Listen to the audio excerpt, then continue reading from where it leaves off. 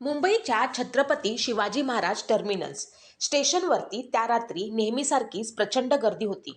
कुणी धावत गाडी पकडत होतं, कुणी आपल्या माणसांना निरोप देत होतं, कुणी मोबाईलवरती मोठमोठ्याने बोलत होतं, तर कुणी थकलेल्या चेहऱ्याने बाकावरती बसून पुढच्या गाडीची वाट पाहत होतं.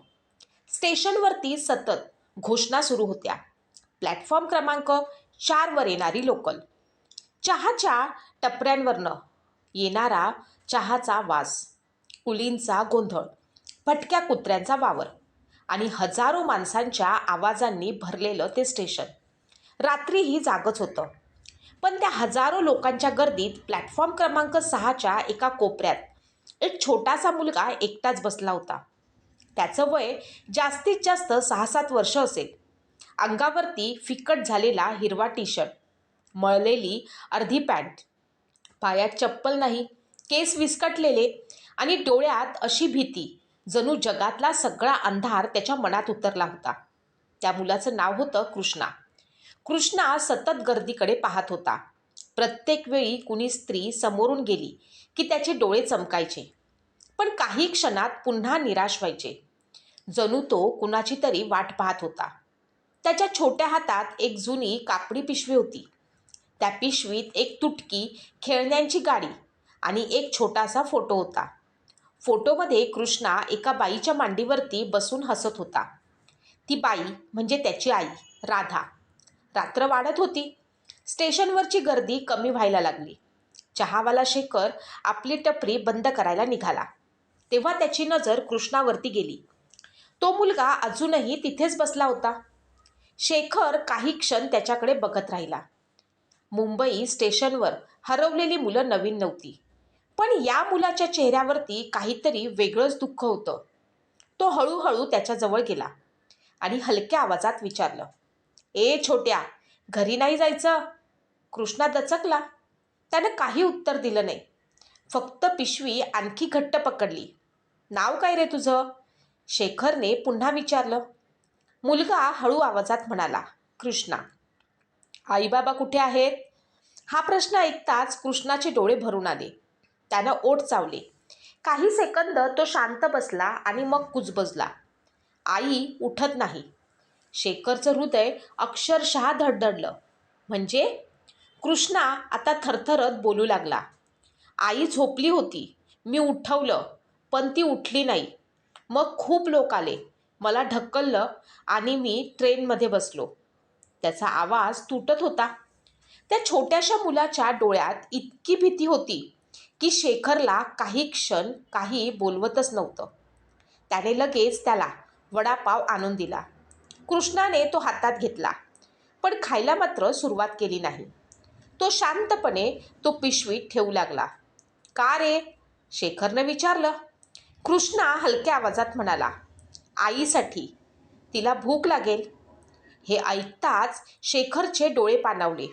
त्याला समजलं की ही गोष्ट साधी नाही. त्याने ताबडतोब रेल्वे पोलिसांना माहिती दिली. काही वेळात महिला पोलीस अधिकारी सायली देशमुख तेथे आल्या. त्या कठोर स्वभावाच्या, पण मनाने मात्र खूप संवेदनशील होत्या. त्यांनी कृष्णाला पाहिलं आणि पहिल्या क्षणी त्यांना जाणवलं की हा मुलगा आतून पूर्ण तुटला आहे. त्या त्याच्या शेजारी बसल्या आणि म्हणाल्या, "घाबरू नकोस बाळ, मी आहे." एवढं ऐकताच कृष्णा अचानक त्यांच्या गळ्यात पडून रडायला लागला. "मला आईकडे जायचंय." त्या एका वाक्यानं सायलीच्या डोळ्यात पाणी आलं. त्यांनी कृष्णाला पोलीस चौकीत नेलं. गरम दूध दिलं, बिस्किटं दिली. पण कृष्णा मात्र सतत दाराकडेच बघत होता. जणू त्याला खात्री होती की आई येईल. रात्री जवळजवळ 2 वाजले होते. सायली त्याच्याजवळ बसल्या होत्या. त्यांनी हळूच विचारलं, "कृष्णा, तू कुठून आलास?" मुलगा थोडा वेळ शांत राहिला आणि मग म्हणाला, "आईसोबत आलो होतो गावाहून." "कुठलं गाव?" "माहीत नाही." "बाबा?" कृष्णाने मान खाली घातली. "नाहीत." "म्हणजे?" "आई म्हणायची देवाघरी गेले." सायलीचं मन भरून आलं. त्या रात्री कृष्णा चौकीत झोपला, पण झोपेतही तो सतत घाबरून उठत होता. "आई, जाऊ नको. आई, उठ." आई उठ, असं पुटपुटत होता. पहाटेच्या सुमारास अचानक तो रडत जागा झाला. त्यानं इकडे तिकडे पाहिलं आणि जोरात रडायला लागला. माझी आई कुठे आहे? माझी आई कुठे आहे? सायलींनी त्याला मिठी मारली, पण त्या स्वतःही आतून हादरल्या होत्या. कारण त्यांना जाणवत होतं, या मुलाच्या आयुष्यात काहीतरी खूप मोठं भयानक घडलं आहे. कृष्णा सकाळी उठला तेव्हा स्टेशन पोलीस चौकीत हलकी गडबड सुरू झाली होती. बाहेर चहाच्या कपांचा आवाज, रेल्वेच्या शिट्ट्या, सततच्या घोषणा. पण कृष्णाच्या छोट्या जगात फक्त एकच प्रश्न फिरत होता, आई कुठे आहे? त्यानं डोळे चोळले आणि आजूबाजूला पाहिलं. काल रात्री मिठी मारणाऱ्या सायली मॅडम टेबलाजवळ काही कागद बघत उभ्या होत्या. कृष्णा लगेच धावत त्यांच्या जवळ गेला. मॅडम, आई आली का? सायली काही सेकंद शांत राहिल्या. त्या त्याच्या डोळ्यात पाहू शकल्या नव्हत्या. त्या हळू आवाजात त्याला म्हणाल्या, आपण आईला शोधतोय बाळ. पण आतून त्यांना स्वतःलाच खात्री नव्हती. काल रात्री कृष्णानं सांगितलेल्या गोष्टीवरून त्यांनी चौकशी सुरू केली होती. रेल्वेच्या CCTV फुटेजमध्ये एक गोष्ट दिसली.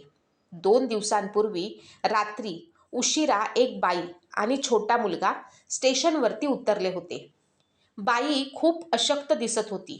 हातात छोटी पिशवी आणि बाजूला कृष्णा.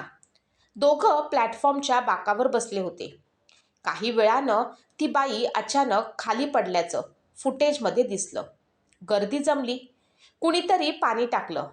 पण लोक हळूहळू पुढे निघून गेले आणि गोंधळात कृष्णा गर्दीत हरवून दुसऱ्या ट्रेनमध्ये चढला होता. सायलीच्या हातात तो फुटेजचा फोटो होता. त्या काही क्षण तो बघतच राहिल्या. त्यांच्या छातीत एक कळ उठली. कारण त्यांना अंदाज येत होता, कृष्णाची आई कदाचित जिवंत नसेल. पण 7 वर्षाच्या मुलाला हे कसं सांगायचं? त्या शांतपणे त्याच्याजवळ बसल्या. कृष्णा, तुझ्या आईचं नाव काय? राधा, तो म्हणाला. ती आजारी होती का? कृष्णानं मान हलवली. खूप खोकायची, पण म्हणायची काही नाही. हे ऐकताच सायलीच्या मनात वेदना उठल्या. गरीब लोक आजार लपवतात, कारण त्यांच्याकडे डॉक्टरसाठी पैसे नसतात. हे त्या रोज पाहत होत्या. काही वेळात मुंबईच्या सरकारी रुग्णालयात फोन करून चौकशी केली गेली. 2 दिवसांपूर्वी स्टेशनवरून एका बेशुद्ध महिलेचा मृतदेह आणला गेला होता. नाव अज्ञात. वर्णन जुळत होतं. सायली काही सेकंद खुर्चीत निश्चल बसल्या. त्यांना गळा दाटून आला. त्या बाहेर आल्या. कृष्णा जमिनीवर बसून तुटक्या गाडीशी खेळत होता. खेळता खेळता तो वारंवार दाराकडे पाहत होता. अचानक तो वर बघून म्हणाला, मॅडम, आईला भूक लागली असेल ना? मी वडापाव ठेवला आहे. हे ऐकताच सायलीच्या डोळ्यात अश्रू उभे राहिले. त्या वळून उभ्या राहिल्या, कारण त्या क्षणी त्यांना स्वतःला सावरत नव्हतं. दुपारी त्या कृष्णाला घेऊन रुग्णालयात गेल्या. त्याला आत नेलं नाही. एका नर्सकडे बसवलं. कृष्णा शांत बसला होता, पण वारंवार विचारत होता, आई झोपली आहे का? ती उठेल ना? नर्सच्या डोळ्यातही पाणी आलं. आता सायलीनी मृतदेहाची ओळख पटवली. ती राधाच होती. चेहरा खूप अशक्त, पण डोळ्यात अजूनही मुलासाठीची माया जणू अडकून राहिली होती. सायलीचं मन पूर्ण तुटलं. त्यांनी हळू आवाजात स्वतःशीच म्हटलं, देवा, या मुलाचं काय? बाहेर कृष्णा बाकावर बसला होता.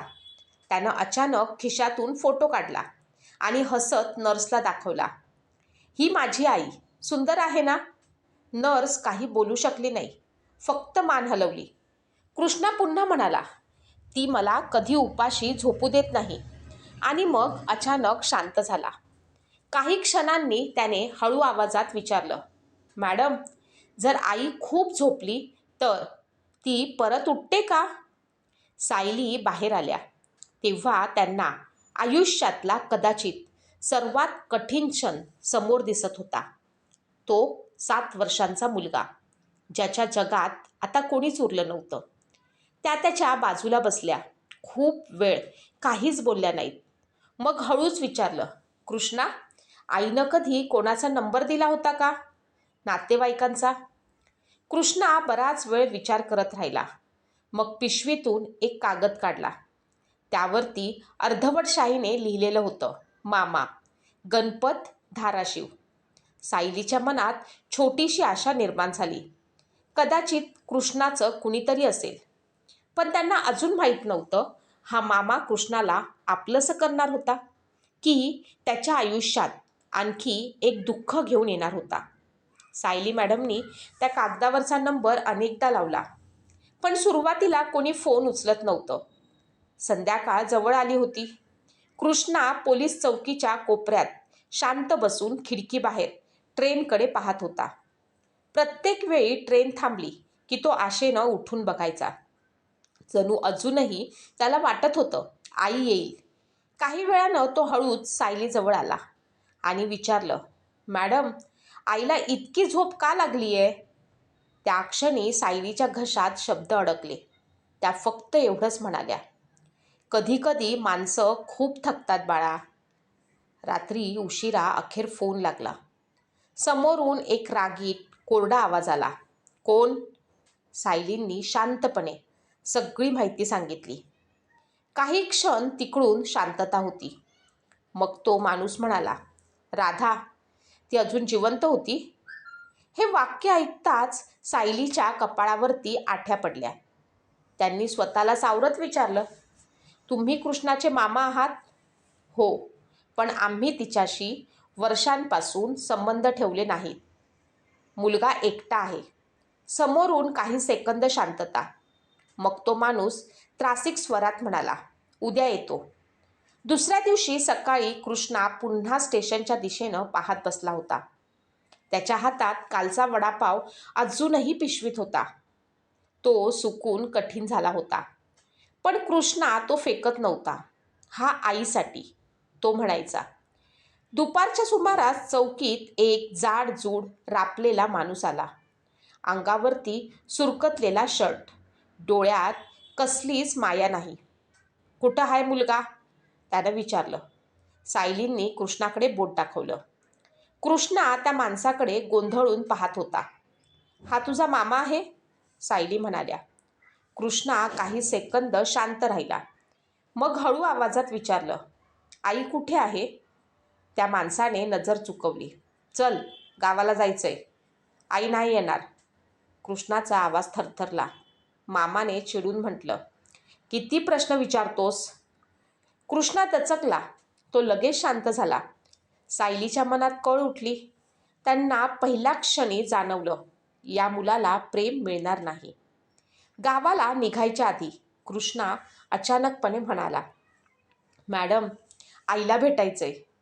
चौकीत काही सेकंद शांतता पसरली. सायलीचे डोळे पाणावले. त्यांनी निर्णय घेतला. त्या कृष्णाला रुग्णालयात घेऊन गेल्या. एका छोट्या खोलीत राधाचा देह शांत पडला होता. चेहऱ्यावरती पांढरं कापड. कृष्णा आत गेला. सुरुवातीला त्याला काही समजलंच नाही.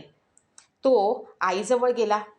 तिचा हात हलवला आणि हसत म्हणाला, आई, उठ, आपण गावाला चाललो. पण हात पूर्ण थंड होता. कृष्णा गोंधळला. पुन्हा हलवलं. आई, उठ ना. उत्तर नाही. काही क्षणांनी त्याच्या छोट्या चेहऱ्यावरती भीती उमटली. मॅडम, आई बोलत का नाही? सायलीच्या डोळ्यातून अश्रू वाहू लागले. त्यांनी त्याला जवळ घेतलं.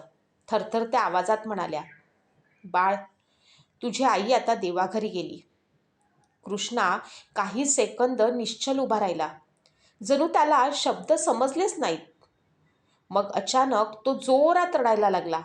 नाही, आई उठेल, आई उठेल. तो तिच्या छातीवर डोकं ठेवून रडत म्हणत होता, मी चांगला मुलगा बनेन, हट्ट नाही करणार. तू फक्त उठ, आई, तू फक्त उठ.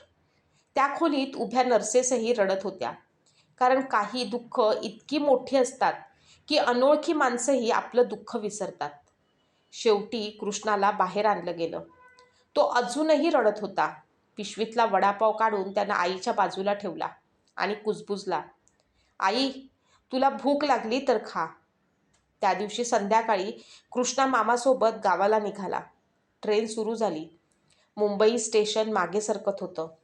कृष्णा खिडकीतून बाहेर पाहत होता. त्याच्या डोळ्यात अश्रू होते. त्यानं हलक्या आवाजात विचारलं, आईला आपलं गाव माहीत असेल ना? ती मला शोधायला येईल का? पण कृष्णाला अजून माहीत नव्हतं. गावात त्याची वाट पाहत होतं आणखी एक कठोर आयुष्य आणि एक अशी व्यक्ती जी नंतर त्याचं जग बदलून टाकणार होती. कृष्णासाठी मामाचं घर कधीच घर वाटलं नाही. दिवसेंदिवस मामीचा राग वाढतच चालला होता. सकाळी लवकर उठून पाणी भर, भांडी घास, कोंबड्यांना दाणा टाक, मामीच्या मुलांना शाळेसाठी तयार कर आणि तरीही चूक झाली की ओरडा ठरलेलाच. काही दिवस तर कृष्णाला उरलेलं शिळं अन्नही मिळायचं नाही. रात्री उपाशी झोपताना तो आईचा फोटो छातीशी धरून रडायचा. आई, मला घेऊन जा ना. हे शब्द आता रोजचे झाले होते. एक दिवस दुपारी मामीचा मुलगा खेळताना घरातला काचेचा डब्बा फोडून बसला. पण दोष नेहमीप्रमाणे कृष्णावर टाकला गेला. मामी संतापाने ओरडली, तुझ्यामुळे आमचं आयुष्य खराब झालंय. फुकट खातोस वर नुकसान करतोस. आणि रागाच्या भरात तिनं त्याच्या गालावरती जोरात मारलं. कृष्णा घाबरून कोपऱ्यात उभा राहिला. त्याच्या डोळ्यात अश्रू होते, पण तो मात्र काहीच बोलला नाही. त्या रात्री त्याला जेवायलाही दिलं नाही. सगळे झोपल्यावरती तो शांतपणे अंगणात आला. आकाशाकडे पाहत म्हणाला, आई, मला इथं राहायचं नाही. मला खूप भीती वाटते. त्या रात्री पहिल्यांदाच त्यानं निर्णय घेतला. पहाटे सगळे झोपेत असताना त्याने आईचा फोटो, तुटकी गाडी आणि 2 कोरड्या पोळ्या पिशवीत टाकल्या. कोणालाही न सांगता तो गावातून चालत स्टेशनकडे निघाला. त्याच्या पायात चप्पल नव्हती. रस्त्यावरचे दगड टोचत होते, पण त्याला काहीच जाणवत नव्हतं. त्याच्या मनात फक्त एकच विचार होता, मला परत मुंबईला जायचंय, जिथे शेवटचं आई माझ्यासोबत होती. काही तासांनी कृष्णा पुन्हा मुंबईच्या छत्रपती शिवाजी महाराज टर्मिनस स्टेशनसमोर पोचला. तीच गर्दी, तेच आवाज, तेच प्लॅटफॉर्म. तो हळूहळू प्लॅटफॉर्म क्रमांक 6 वरती जाऊन बसला, जिथे त्यानं शेवटचं आईला पाहिलं होतं. दिवसभर तो तिथेच बसून राहिला. मध्ये मध्ये त्याचे डोळे भरून यायचे. कुणी जाताना त्याच्याकडे पाहायचं, पण पुढे निघून जायचं. संध्याकाळ झाली. स्टेशनवरती लाईट्स लागल्या. कृष्णा बाकावरती बसून रडत होता. तेवढ्यात काळ्या कोटातला एक तिकीट तपासनीस TC त्याच्याजवळून गेला. नाव होतं संदीप पाटील. साधारण 40शीतला माणूस. चेहऱ्यावर कडकपणा, पण डोळ्यात माणुसकी होती. त्यानं कृष्णाकडे पाहिलं. एवढा छोटा मुलगा एकटाच, डोळे रडून रडून सुजलेले. तो थांबला. ए छोट्या, कुणासोबत आलायस? कृष्णा खाली मान घालून काही बोलला नाही. फक्त मान खाली घाली. नाव काय? उत्तर नाही. भूक लागली आहे? कृष्णा शांतच. संदीपने काही वेळ वाट पाहिली, पण मुलगा काही बोलत नाही हे पाहून तो निघून गेला. मात्र जाताना त्याने एका चहावाल्याला सांगितलं, त्या मुलावर लक्ष ठेव. दुसऱ्या दिवशी सकाळी संदीप पुन्हा ड्युटीवर आला आणि त्याला धक्का बसला. तोच मुलगा अजूनही त्याच बाकावरती बसला होता. केस अजून विस्कटलेले, डोळ्यात झोप नाही, हातात पिशवी घट्ट पकडलेली. संदीपच्या मनात कळ उठली. तो शांतपणे त्याच्याजवळ बसला. कालपासून तू इथेच आहेस? कृष्णाने हळूच मान हलवली. काही खाल्लंस? उत्तर नाही. संदीपने लगेच वडापाव आणला. यावेळी कृष्णाने तो घेतला, पण खायला सुरुवात केली नाही. खा, संदीप म्हणाला. कृष्णा हलक्या आवाजात म्हणाला, नंतर. का? काही सेकंद शांतता. मग तो कुजबुजला, आईसाठी ठेवतो. संदीप थबकला. पहिल्यांदाच कृष्णाने आवाज काढला होता. तो हळू आवाजात म्हणाला, आई कुठे आहे? कृष्णाचे डोळे भरून आले. तो फुटून रडायला लागला. आई गेली, मामी मारते, मला कुणी नको म्हणतं. त्या लहान मुलाच्या शब्दांनी संदीपचं हृदय तुटलं. त्याने हळूच कृष्णाच्या डोक्यावरती हात ठेवला. घाबरू नको, आता मी आहे. त्या दिवसापासून संदीप रोज कृष्णाजवळ बसू लागला. त्याच्याशी बोलायचा, त्याला खाऊ द्यायचा. हळूहळू कृष्णा त्याच्यावरती विश्वास ठेवू लागला. एक दिवस कृष्णा अचानक विचारलं, तुम्ही मला पण सोडून जाणार? हे ऐकून संदीपच्या डोळ्यात पाणी आलं. तो म्हणाला, नाही रे, पण तुला एक चांगलं घर शोधायचंय. संदीप आणि त्याची पत्नी मिनल यांना लग्नाला 12 वर्ष झाली होती. पण त्यांना अजूनपर्यंत मूलबाळ नव्हतं. घरात सगळं होतं, पैसा, प्रेम, ऊब, फक्त मुलाचा आवाज नव्हता. संदीपने एक दिवस मिनलला कृष्णाबद्दल सांगितलं. ती शांतपणे ऐकत राहिली आणि म्हणाली, एकदा त्याला घरी घेऊन ये. पहिल्यांदा कृष्णा त्यांच्या घरी गेला तेव्हा तो घाबरलेला होता. इतकं स्वच्छ घर त्यानं कधी पाहिलंच नव्हतं. मिनलने त्याच्यासाठी गरम जेवण वाढलं. आधी खा, ती हसत म्हणाली. कृष्णा काही सेकंद ताटाकडे बघत राहिला आणि मग हळू आवाजात विचारलं, हे सगळं माझ्यासाठी? तिच्या डोळ्यात पाणी आलं. हो बाळ. त्या रात्री बऱ्याच महिन्यांनी कृष्णा पोटभर जेवला. झोपताना मिनलनं त्याला चादर घातली. कृष्णाने विचारलं, मी इथे झोपू शकतो? मला बाहेर काढणार नाही ना? मिनलचा बांध फुटला. तिनं त्याला मिठी मारली आणि म्हणाली, नाही रे, हे घर तुझंही आहे. काही महिन्यांनी कायदेशीर प्रक्रिया पूर्ण झाली. कृष्णा अधिकृतपणे त्या घराचा भाग झाला. पहिल्या दिवशी शाळेचा ड्रेस घालून आरशासमोर उभा राहिल्यावरती त्यानं आईचा फोटो हातात घेतला आणि हळू आवाजात म्हणाला, आई बघ, मला घर मिळालं. त्या रात्री खिडकीतून येणाऱ्या वाऱ्यानं त्याचे केस हलले आणि त्याला क्षणभर वाटलं जणू कुणीतरी कुजबुजलं. माझा कृष्णा, आता तू एकटा नाहीस. कृष्णा आता संदीप आणि मिनलसोबत आनंदात राहत होता. त्याला स्वतःची खोली होती, शाळा होती, मित्र होते. पण एक गोष्ट मात्र बदलली नव्हती. रोज रात्री झोपण्यापूर्वी तो आईचा फोटो हातात घेऊन बोलायचा, आई, आज मला गणितात पूर्ण मार्क्स मिळाले. आई, आज मी पहिल्यांदा सायकल चालवली. जणू ती अजूनही त्याच्यासोबत होती. एक दिवस शाळेत आईवरती निबंध लिहायचा होता. सगळ्या मुलांनी आपल्या आईबद्दल लिहिलं. कृष्णाने पेन हातात घेतला, पण त्याला शब्दच सुचले नाहीत. त्याच्या डोळ्यासमोर स्टेशन, आईचा थंड झालेला हात आणि तो शेवटचा वडापाव आला. तो वर्गातच रडायला लागला. शिक्षकांनी विचारलं, काय झालं? कृष्णा फक्त एवढंच म्हणाला, माझी आई आत्ता नाही. त्या दिवशी संदीप त्याला घ्यायला आला तेव्हा त्यानं पहिल्यांदाच वडिलांसारखी त्याला मिठी मारली आणि म्हणाला, बाबा, मला आई खूप आठवते. हे ऐकून संदीपही रडला, कारण कृष्णाने पहिल्यांदाच त्याला बाबा असं म्हटलं होतं. काही वर्ष गेली. कृष्णा अभ्यासात खूप हुशार निघाला. 12वीला जिल्ह्यात पहिला आला. टी व्हीवर त्याची मुलाखत लागली. पत्रकारांनी विचारलं, तुमच्या यशाचं श्रेय कोणाला देता? कृष्णा काही क्षण शांत राहिला. मग त्याने खिशातून आईचा जुना फोटो काढला. त्याच्या डोळ्यात पाणी आलं. तो म्हणाला, माझ्या आईला, जिनं स्वतः उपाशी राहून मला खाऊ घातलं. आणि एका टीसीला, ज्यानं स्टेशनवर बसलेल्या अनोळखी मुलाला फक्त दया नाही तर संपूर्ण आयुष्य दिलं. टी व्हीसमोर बसलेली मिनल रडत होती. संदीपचे डोळे भरून आले होते. पण सर्वात हृदयस्पर्शी प्रसंग अजून बाकी होता. यशस्वी झाल्यानंतर कृष्णा पुन्हा मुंबईच्या त्या प्लॅटफॉर्म क्रमांक 6 वरती गेला. तोच बाक, तोच कोपरा, जिथे तो कधी एकटा बसून रडला होता. त्यानं शांतपणे तिथे एक लहानसा फलक बसवला. या ठिकाणी एक हरवलेलं मूल बसलं होतं.